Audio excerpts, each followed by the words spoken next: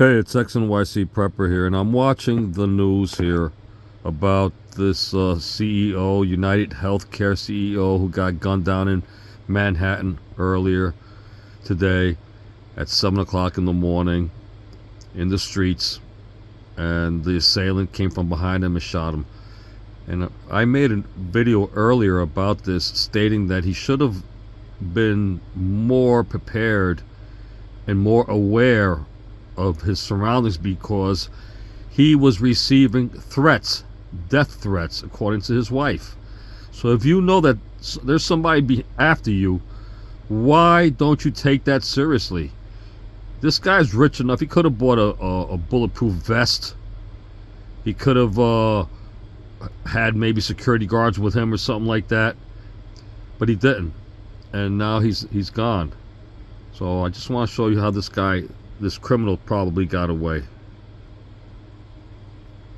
CEO, United Healthcare, Brian Thompson, walking toward the hotel here behind me, and behind him comes the suspected gunman that police are still searching for. So you could see how he approaches Thompson from the back. Before then, where we freeze the video, he fires those shots at Thompson. What you do not see from these 5 seconds, and I can tell you, is that we also see someone sort of running the opposite direction. So that is something, of course, that police are going to be looking into in this video, breaking it down frame by frame by frame to kind of figure out who might have witnessed this.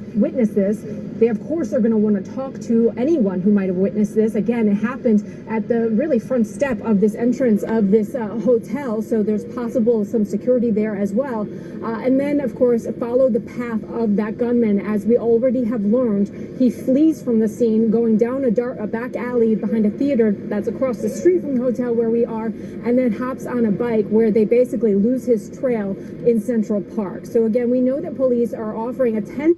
Okay, let me go back 1 second, guys. Look how he's dressed. Behind a theater that's across the street from the hotel. Look at the size of that big white backpack behind him. He's dressed in black. He's dressed in black with a light colored backpack. What do you think is inside that backpack? What do you guys think? It's an extra set of clothing. He probably rode right into Central Park, right into the woods in Central Park, anywhere over there. He stripped himself of that black clothes. He put some other clothing on, and he took off. Maybe he took off right on the same bike with a different color clothing on. He left a backpack hidden somewhere in Central Park. So I'm anticipating that they'll probably find it sooner or later. All right, so that's probably what happened. And this should not have happened, because again, this guy was being threatened. Somebody threatened him. Somebody knows something. Something happened. This guy here, they were saying, I heard people saying rumors that it could have been a migrant. Why would he shoot him and not steal anything from him? No, this was not a migrant. And by the way, the guy looks white. Could